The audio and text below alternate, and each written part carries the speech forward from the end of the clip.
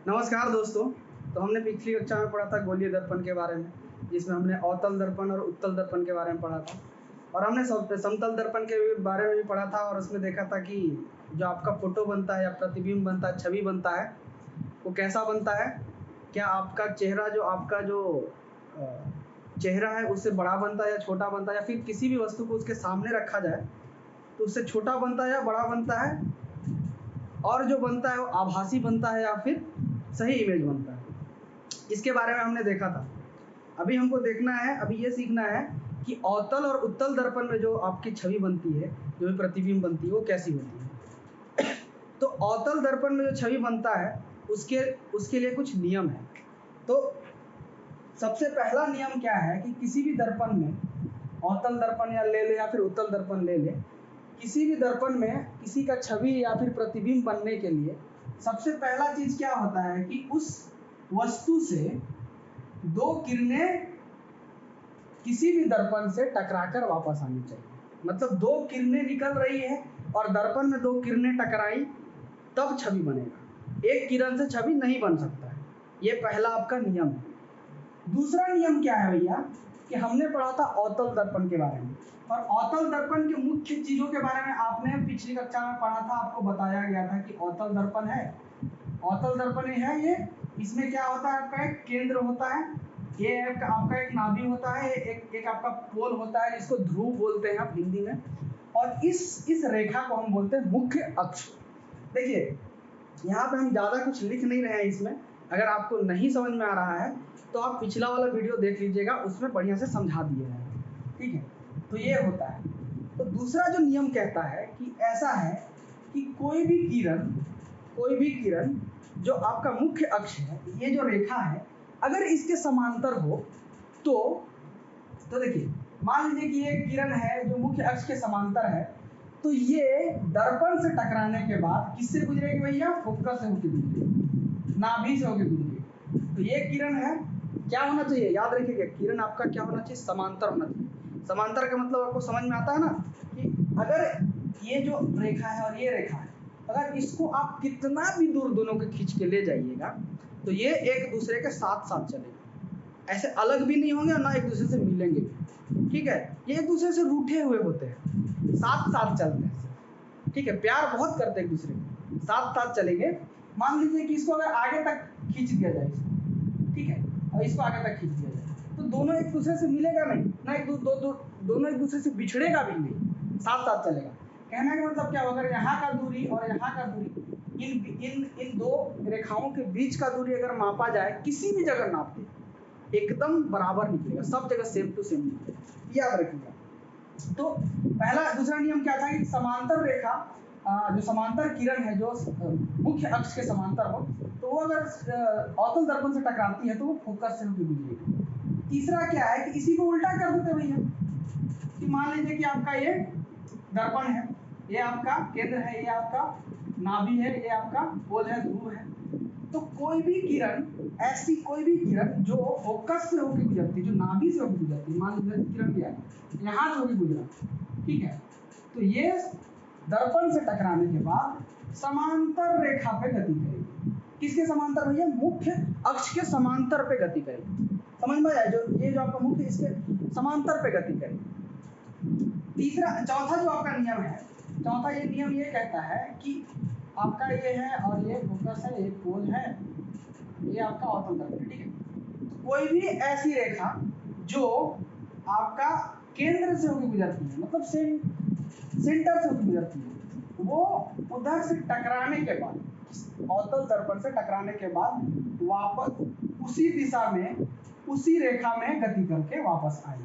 ठीक है, इसका जाने का रास्ता और आने का रास्ता एकदम बराबर, एक के रास्ते से जाएगा, वही रास्ते से वापस आ जाएगा। कब? अगर वो किरण किससे? केंद्र से होकर गुजरती है। वहीं अगर वो किरण मुख्य अक्ष के समांतर अगर होती है तो उसका रास्ता बदल जाएगा, वो फोकस से होकर गुजरेगी। और वही किरण अगर फोकस से होकर गुजर रही है उसका रास्ता बदल जाएगा, मुख्य अक्ष के समांतर हो जाएगा। ठीक है, ये 4 रूल है। इसके आधार पे इन 4 नियमों के आधार पे अब जो प्रतिबिंब बनने का प्रक्रिया है, जो केसेस, जो मामले बनते हैं, कहाँ कहाँ पे वस्तु को रखा जा सकता है जिसके आधार पे प्रतिबिंब बनेगा, वो ये सब आपके 6 मामले हैं। 6 मामला है। 6 मामला मतलब क्या हुआ है कि पहला मामला ये है, पहला केस ये है कि वस्तु को अनंत पर, ये समझते हैं। तो उससे पहले हम एक बढ़िया सा एकदम आपका ये बना देते हैं। ठीक है, ये बड़ा सा, ठीक है, और ये आपका पोल हो गया, ब्लू हो गया, ये आपका फोकस हो गया, ये आपका सेंटर हो गया। देखिए ये जो सेंटर है, ये जो आपका जो केंद्र है, ये जो फोकस है, और इधर होगा। हम आपको समझाने के लिए बना देंगे, यहाँ पे एकदम परफेक्ट डायग्राम तो हम बनाए नहीं यहाँ पे। ठीक है, ये आपका डायग्राम है। मान लीजिए कि अवतल दर्पण है, इसमें आपको ये पता है कि यहाँ पे पोल है, ठीक है, यहाँ पे ये फोकस है, नाभि है, ये केंद्र है, सेंटर इसको बोल सकते हैं। ठीक है, इतना एकदम क्लियर है। अभी क्या होता है कि वस्तु को कहाँ कहाँ पे रखा जा सकता है। तो पहला है कि वस्तु अनंत पर। अनंत का कहने का मतलब क्या होगा कि वस्तु को बहुत दूर रखा गया होगा दर्पण से। मतलब अनंत, अगर आपका दर्पण यहाँ है तो वस्तु कहीं दूर रखा हुआ है, तो हम मान लेते हैं कि अनंत ये है। ठीक है, आप इन्फिनिटी बोल सकते हैं कि अगर वस्तु को यहाँ पे रखा गया, अगर यहाँ पे रखा गया तो इसका जो प्रतिबिंब या छवि होगा वो कहाँ पे बनेगा, वो हम देखेंगे अगले वीडियो में। तो ये पहला केस यही बोल रहा है कि वस्तु को अनंत पे रख दे। ठीक है, तो इसका छवि मान लीजिए इससे छोटा भी बन सकता है, इससे बड़ा भी बन सकता है, तो देखेंगे क्या बनेगा। क्या पता इसका जो छवि है, जो इसका फोटो है, उल्टा बने, वो सब हम देखेंगे अगले क्लास में। ये पहला केस है। दूसरा केस में क्या है कि वस्तु केंद्र से परे, जो आपका ये केंद्र है, ये सेंटर है, इससे परे होना चाहिए। तो केंद्र से परे इधर भी हो सकता है, इधर भी हो सकता है, इससे दूर होना चाहिए। तो यहाँ पे क्या बोल रहा है, सी से बाहर, केंद्र से बाहर होना चाहिए। तो आपका केंद्र ये है, इससे बाहर होना चाहिए। दर्पण का केंद्र इससे ये है, इससे बाहर। तो ये वस्तु को आप यहाँ भी रख सकते हैं। ठीक है, तो दूसरा केस में है कि आप अगर वस्तु को यहाँ पे रखेंगे तो इसका छवि और इसका जो फोटो या प्रतिबिंब बनेगा वो अलग होगा इसके मुकाबले में, अगर इन वस्तुओं का साइज एक जैसा है फिर भी। तीसरा केस जो आपको क्या बोलता है कि वस्तु केंद्र पर हो, अगर वस्तु को केंद्र पर रखा जाए, ठीक है, तो भी इसका छवि बनेगा, वो अलग बनेगा। चौथा, वस्तु फोकस और केंद्र के बीच हो। ये जो आपका फोकस और ये केंद्र है, इनके बीच में अगर वस्तु को रख दिया जाए, कहीं भी रख सकते हैं, इतना में से कहीं भी रख सकते हैं, ठीक है, तब इसका प्रतिबिंब बनेगा, वो अलग होगा।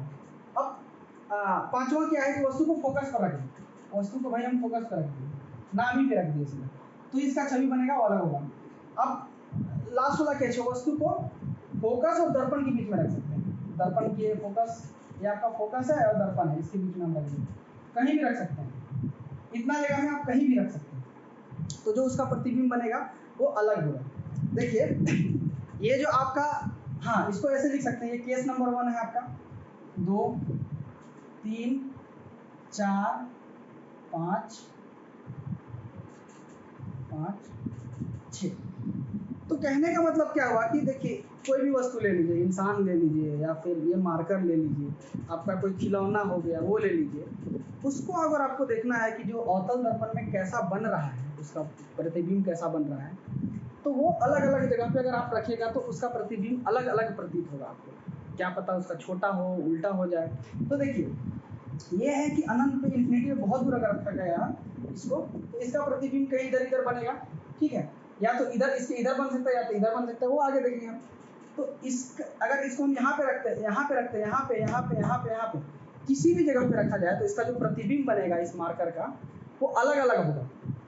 वो अलग किस किस सेंस में हो सकता है, या तो उसका साइज छोटा हो सकता है, या तो वो उल्टा हो सकता है, या तो वो सीधा हो सकता है, या तो वो ये अवतल दर्पण के पीछे बन सकता है, या तो वो आगे बन सकता है, या तो देखिए अगर वस्तु को यहाँ रखें तो आपका, अगर वस्तु को यहाँ रखें तो आपका जो इसका प्रतिबिंब होगा इधर बन सकता है। ठीक है, या तो अगर यहाँ पे रखें तो इसका प्रतिबिंब इसके अंदर, इसके इधर बन सकता है, या तो ऐसा भी हो सकता है कि अगर वस्तु को हम यहाँ पे रखें तो इसका प्रतिबिंब इसके पीछे बन जाए, वस्तु के पीछे इधर बने। ठीक है, वो सब समझेंगे, अलग अलग, मतलब इसका प्रतिबिंब होगा अलग अलग होगा, वो सब हम देखेंगे।